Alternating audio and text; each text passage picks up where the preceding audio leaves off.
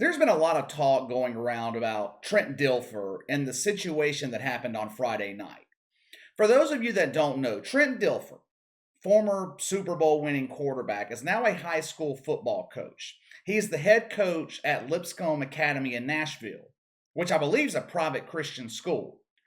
Trent Dilfer, to be honest with you, Trent Dilfer owes his career to Ray Lewis and the 2000 Baltimore Ravens defense, which was one of, if not the best defense in the history of the NFL.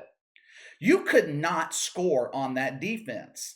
I remember at one point during the 2000 season, the offense went like 5, maybe 6 weeks without scoring a touchdown, and the Ravens still won every game. That offense was absolute garbage, led by Trent Dilfer. He was terrible. Dude's a Super Bowl winning quarterback, but the Ravens defense won that Super Bowl.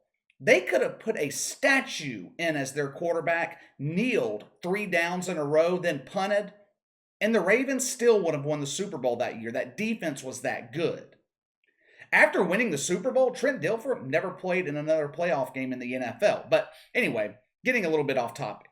So Trent Dilfer, now a high school football coach in Tennessee. One of the kids on his team is the son of Phil Dawson, a former teammate of Trent Dilfer in Cleveland. He was the kicker. Phil Dawson's also a coach on the team. They're playing a game on Friday night. Trent Dilfer's team is up big. They end up winning the game like 62-7. At some point, Trent Dilfer gets pissed off at the son of Phil Dawson, Beau Dawson. There isn't much information as to what led up to what happened. If I had to speculate based on what little information has been provided, I would guess that the team quit playing as hard because they were kicking their opponent's ass. I mean, these are high school kids. They probably started to slack up a little bit once they built a big lead. Hell, teams in the NFL who build big leads tend to let off the gas. Trent Dilfer gets pissed off about something, and this is what happened. Watch for yourself. Trent Dilfer doesn't like when his players talk back.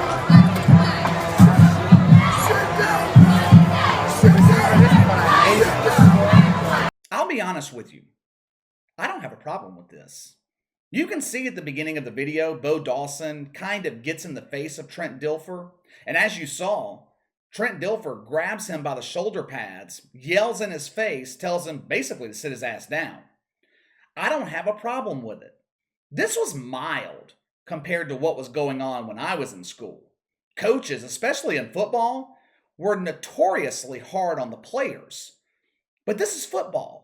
It is a physical game. So naturally, you're going to have physical, aggressive coaches. To my surprise, there has been a mixed reaction to this. About half of the responses that I've seen are in support of Trent Dilfer and what he did. The other half think he took it too far. Now, I don't know the political leanings of either side, but I don't think it's a stretch to say that the people who support Trent Dilfer lean to the right, and the people who believe he took it too far lean to the left of the political spectrum. But let me tell you why I don't have a problem with this. We are becoming soft as a society. America used to be a tough country. Outside of people in the military, athletes were looked upon as some of the toughest people in the country. But it seems that athletes are getting softer and softer. We just talked about this morning with Javi Baez and Marcus Stroman and the New York Mets. Both players whining, complaining because fans are tired of them sucking. Believe it or not, I was once a teenage boy. I know. That seems to be a rarity in 2021. I didn't transition from female to male as an adult. I was born a boy, and the only thing I transitioned into was a man when I grew up. I guess you could call that a natural transition. But when I was growing up as a teenager, being nice did not work with me. If I did something wrong and whoever was in charge tried the nice, pampered method of dealing with me, it didn't work. It never worked. I sensed that as weakness. And as a teenager, if I sensed whoever was in charge was weak, I took advantage of it. That's what teenage boys do. You know what I did respond to in terms of discipline? Force. I remember when I was in high school, there was a coach that used to have this paddle with holes drilled through it. The women teachers used to bring him students all the time.